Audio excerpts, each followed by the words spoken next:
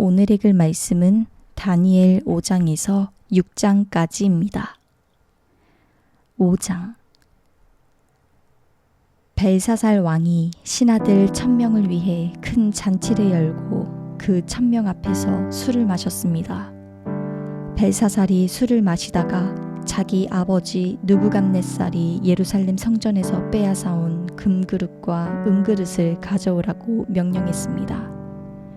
왕과 귀족들과 왕비들과 후궁들과 함께 그것으로 술을 마시기 위해서였습니다. 예루살렘 하나님의 성전에서 빼앗아온 금그릇을 가져오자 왕과 귀족들과 왕비들과 후궁들은 그것으로 술을 마셨습니다. 그들은 술을 마시면서 금, 은, 쇠, 청동, 나무, 돌로 만든 신들을 찬양했습니다. 그때 사람의 손가락이 나타나서 왕궁 촛대 맞은편 석고로 된 흰 벽에 글을 쓰기 시작했습니다. 왕은 그 손가락이 글 쓰는 것을 똑똑히 보았습니다.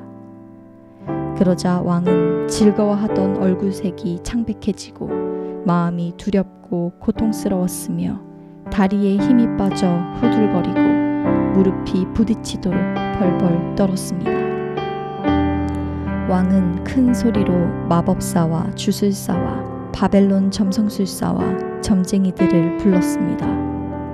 왕은 바벨론의 지혜자들에게 말했습니다. 누구든지 이 글을 읽고 그 뜻을 내게 말해주는 사람에게 자주색 옷을 입히고 목에 금목걸이를 달게 할 것이다. 또한 이 나라에서 3번째 높은 사람이 되게 할 것이다. 그래서 왕궁의 지혜자들이 모두 들어왔습니다. 그러나 그들은 그 글을 읽지 못했고 왕에게 그 뜻을 알려주지도 못했습니다. 그러자 벨사살 왕은 마음이 더욱 두렵고 답답해 얼굴색이 점점 더 창백해졌습니다. 귀족들도 모두 놀랐습니다. 왕과 귀족들의 말을 듣고 왕의 어머니가 잔치가 벌어진 곳에 들어와 말했습니다. 왕이여, 만수무강하소서. 두려워하지 마십시오. 걱정할 것 없습니다. 왕의 나라에 거룩한 신들의 영을 가진 사람이 있습니다. 왕의 아버지가 왕이던 시절에 그는 신들의 지혜와 같은 똑똑함과 통찰력과 지혜가 있다고 알려진 사람입니다. 왕의 아버지이신 느부갓네살 왕은 그 사람을 마법사, 주술사, 바벨론 점성술사, 점쟁이들 가운데 으뜸되는 자리에 세우셨습니다. 부왕께서는 그 사람 다니엘을 벨드사살이라고 부르셨습니다. 그는 뛰어난 영과 지식과 분별력을 가져서 꿈을 풀고 숨겨진 비밀을 밝히고 어려운 문제를 해결하는 능력이 있었습니다. 이제 다니엘을 부르십시오. 그가 그 글의 뜻을 알려줄 것입니다. 그래서 다니엘이 왕 앞에 불려갔습니다. 그러자 왕이 다니엘에게 말했습니다. 내가 내 부왕께서 유다에서 포로로 잡아온 유다 사람 다니엘이냐? 내게는 신들의 영이 있고 똑똑함과 통찰력과 뛰어난 지혜가 있다고 하더구나. 내가 지혜자들과 주술사들을 불러서 이 글을 읽고 그 뜻을 말하라고 했지만 그들이 그 뜻을 해석하지 못했다. 나는 내가 뜻을 알아내고 어려운 문제를 푸는데 능력이 있다고 들었다. 만약 내가 이 글을 읽고 그 뜻을 내게 알려주면 너는 자주색 옷을 입고 목에 금목걸이를 두를 것이며 또한 이 나라에서 3번째 높은 벼슬자리에 오를 것이다. 그러자 다니엘이 왕께 말했습니다. 선물은 거두시고 상은 다른 사람에게나 주십시오. 어쨌든지 왕에게 나타난 이 글을 읽고 왕께 그 뜻을 알려드리겠습니다. 왕이여, 높고 높으신 하나님께서 왕의 아버지 느부갓네살에게 나라를 주시고 큰 권력과 영광과 위엄을 주셨습니다. 느부갓네살 왕이 가진 큰 권력으로 인해 모든 민족과 나라와 각기 다른 언어를 말하는 사람들이 그 앞에서 떨고 두려워했습니다. 그 왕은 죽이고 싶은 사람은 죽이고 살리고 싶은 사람은 살리며 명예를 높이고 싶은 사람은 높이고 낮추고 싶은 사람은 낮추었습니다. 그러나 그 마음이 높아지고 고집을 부리며 자기 생각대로만 행동해 그는 왕위에서 쫓겨나 그 영광을 빼앗겼습니다. 그 왕은 사람들에게 쫓겨나서 그 마음이 들짐승같이 됐고 들나귀와 함께 살면서 소처럼 풀을 먹었으며 그의 몸은 하늘 이슬에 젖었습니다. 그러고 나서야 그는 높고 높으신 하나님께서 사람의 나라를 다스리시고 누구든지 그분이 원하시는 사람을 그 자리에 세우신다는 것을 알게 됐습니다. 벨사살이여, 왕은 그의 아들로서 이 모든 것을 알면서도 마음을 낮추지 않았습니다. 오히려 왕은 하늘의 주인을 거역하고 자신을 높였습니다. 예루살렘 성전에서 가져온 그릇들을 왕 앞에 가져오게 해 왕과 귀족들과 왕비들과 후궁들이 다 그것으로 술을 마셨습니다.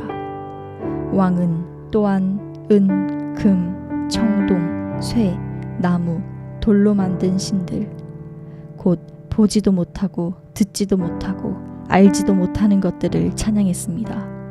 그러나 정말 왕의 생명을 손에 쥐고 왕의 모든 갈 길을 이끄시는 하나님께는 영광을 돌리지 않았습니다. 그러므로 하나님께서 이 손가락을 보내서 이 글을 쓰게 하셨습니다. 여기 새겨진 글씨는 이렇습니다. 메네 메네 테켈 그리고 파르신. 이 말의 뜻은 이렇습니다. 메네는 하나님께서 왕의 나라의 시간을 재어보니 이미 끝이 났다는 뜻이고, 테켈은 왕을 저울에 달아보니 무게가 모자란다는 뜻이고, 페레스는 왕의 나라가 나뉘어 메대와 페르시아 사람에게 넘어갔다는 뜻입니다. 듣고 나서 벨사살은 다니엘에게 자주색 옷을 입히고 목에 금목걸이를 걸어주고 다니엘이 그 나라에서 세 번째 높은 벼슬자리에 올랐다고 선포했습니다. 바로 그날 밤 바벨론 왕 벨사살은 죽임을 당했습니다. 그리고 메대 사람 다리오가 그 나라를 차지하고 왕이 됐습니다. 다리오의 나이는 62세였습니다. 6장.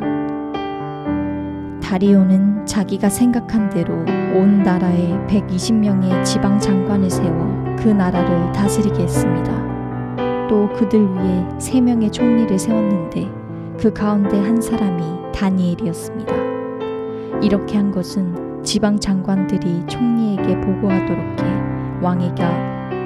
왕에게 피해가 생기지 않게 하기 위해서였습니다.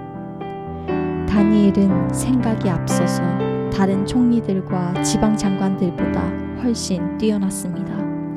그래서 왕은 다니엘이 온 나라를 다스리도록 맡길 생각이었습니다. 그러자 총리들과 지방 장관들은 나라 일에 있어서 다니엘의 잘못을 찾아 고발하려고 애를 썼습니다. 그러나 그들은 다니엘에게서 어떤 실수나 잘못을 찾아낼 수 없었습니다. 다니엘은 충성스러워 아무런 실수나 아무런 잘못도 없었기 때문입니다. 그래서 그들이 서로 말했습니다. 하나님의 율법에 관련된 일이 아니면 우리가 다니엘에게서 고발할 거리를 찾을 수 없겠다. 그러고는 총리들과 지방 장관들이 모여 왕에게 가서 말했습니다. 다리오 왕이여, 만수무강하소서. 이 나라 총리들과 행정관들과 지방 장관들과 자문관들과 관리들이 함께 의논한 것이 있습니다. 왕께서 한 가지 법을 세우시고 엄하게 명령을 내리시기 바랍니다. 이제부터 30일 동안 왕이 아닌 어떤 다른 다른 신이나 사람에게 기도하는 사람은 누구든지 사자 굴 속에 던져 넣기로 한다는 것입니다. 왕이여, 이제 이 명령문에 왕의 도장을 찍어서 왕이 도장을 찍은 메대와 페르시아 법은 사람들이 고칠 수 없다는 법에 따라 다시 고치지 못하게 하십시오. 그리하여 다리오 왕은 그 명령문에 왕의 도장을 찍었습니다. 다니엘은 명령문에 왕의 도장이 찍힌 것을 알고 집으로 돌아갔습니다. 그리고 그날도 이전에 하던 대로 창문을 열어둔 다락방에서 예루살렘을 향해 하루 3번씩 무릎을 꿇고 하나님께 기도드리며 감사를 올렸습니다. 사람들이 몰려와서 다니엘이 자기 하나님께 도움을 구하며 기도하는 것을 보았습니다. 그들은 왕에게 가서 왕의 명령문에 대해 말했습니다. 왕이여, 왕께서 명령문에 왕의 도장을 찍어서 이제부터 30일 동안 왕 외에 다른 신이나 사람에게 기도하는 사람은 누구든 사자굴에 던져 넣기로 하지 않으셨습니까? 왕이 대답했습니다. 그 명령은 내려졌다. 그 명령은 메대와 페르시아 법에 따라 사람들이 고칠 수 없다. 그들이 왕에게 말했습니다. 왕이여, 사로잡혀온 유다 사람 다니엘이 왕과 왕께서 도장을 찍은 명령을 지키지 않고 지금도 하루 3번씩 하나님께 기도하고 있습니다. 왕은 이 말을 듣고 마음이 몹시 괴로웠습니다. 왕은 다니엘을 살리고 싶어서 해질 무렵까지 그를 구해내려고 온 힘을 다했습니다. 사람들이 다시 왕에게 몰려와서 말했습니다. 왕이여, 왕과 페르시아 법에 따르면 왕께서 한 번 내린 명령이나 법은 고칠 수 없다는 것을 기억하시기 바랍니다. 그래서 왕은 다니엘을 끌어다가 사자 굴 속에 던져 넣으라고 명령했습니다. 그러나 왕은 다니엘에게 말했습니다. 내가 항상 섬기고 있는 내 하나님께서 너를 구원하실 것이다. 그러고 나서 돌을 굴려다가 사자굴 입구를 막고 왕과 귀족들의 도장을 찍었습니다. 아무도 다니엘에게 내린 처벌을 바꾸지 못하게 하려는 것이었습니다. 왕은 왕궁으로 돌아가 아무것도 먹지 않고 즐거운 악기 소리도 그치게 하고 밤새도록 뜬 눈으로 지새웠습니다. 날이 새자마자 왕은 서둘러 사자굴로 달려갔습니다. 왕은 사자굴에 가까이 가서 슬피 울부짖으며 다니엘을 부르며 물었습니다. 살아계신 하나님의 종 다니엘아, 내가 항상 섬기는 내 하나님께서 너를 사자들로부터 구해주셨느냐? 다니엘이 왕에게 말했습니다. 왕이여, 만수무강하소서. 내 하나님께서 천사를 보내 사자들의 입을 막으셔서 사자가 나를 해치지 못했습니다. 제가 하나님 앞에 죄가 없다는 것이 분명하기 때문입니다. 왕이여, 또 제가 왕께도 죄를 짓지 않았습니다. 왕은 매우 기뻐하며 다니엘을 사자굴에서 건져 올리라고 명령했습니다. 다니엘을 사자굴 속에서 꺼내 살펴보니 몸에 상처 하나 입지 않았습니다. 이것은 그가 자기 하나님을 믿었기 때문이었습니다. 왕은 다니엘이 고소했던 사람들을 끌어오라고 명령했습니다. 그들은 아내와 자식들과 함께 사자굴 속에 던져졌습니다. 그들이 사자굴 밑바닥에 닿기도 전에 사자들이 그 사람들을 움켜서 그 뼈까지 부숴버렸습니다. 다리오 왕은 온 땅 모든 백성들과 민족들과 각기 다른 언어를 쓰는 사람들에게 담화문을 내렸습니다. 너희가 태평성대하기를 바란다. 내가 이제 명령을 내리겠다. 명령을 내린다. 내 나라 모든 지역에 사는 모든 백성들은 다니엘의 하나님 앞에서 떨며 두려워해야 한다. 하나님은 살아계시고 영원히 변하지 않는 분이기 때문이다. 그 나라는 멸망하지 않으며 하나님의 다스림은 끝없이 계속될 것이다. 그는 구하기도 하시고 건져내기도 하신다. 하늘에서든지 땅에서든지 표적과 기적을 일으키시며 사자의 입에서 다니엘을 구해주셨다.